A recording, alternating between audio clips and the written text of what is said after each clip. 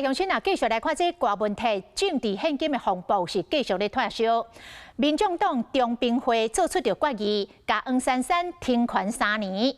那是所有的党职停权，都参选举甲被选举权嘛暂停，也就是讲，黄珊珊无法度代表民众党来参加着后一届的县市长的选举咯。民众党的前中央委员张益善是真感慨，讲黄珊珊的政治生命结束了。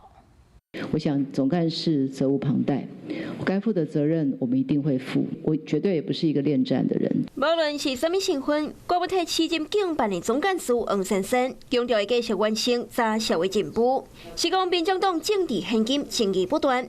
黄珊珊去互党内点名爱护上大责任，将经过中评会讨论，黄珊珊确定停权3党。停掉、暂停他所有党内的权利的时候，当然包含初选、登记跟争取提名。中央委员、立法院党团的职务拢总互停职，另外选举甲被选举权嘛拢总被暂停。等于黄珊珊确定无法度代表民众党参加2026年县市长的大选。对于中评会决议，黄珊珊透过面册回应讲，尊重而且接受。对于一个政治人物来讲，他等于是政治生命的终结啦。但是为什么要做停权不开除党籍？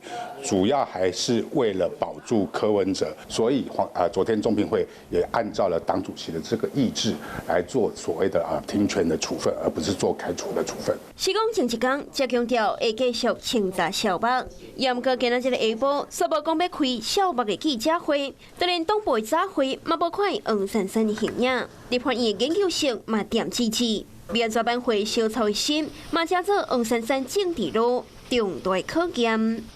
Hello， 我是雷亚，想要抢了先掌握最及时的新闻资讯吗？赶快订阅、按赞、开启小铃铛，锁定华视新闻 YouTube 频道。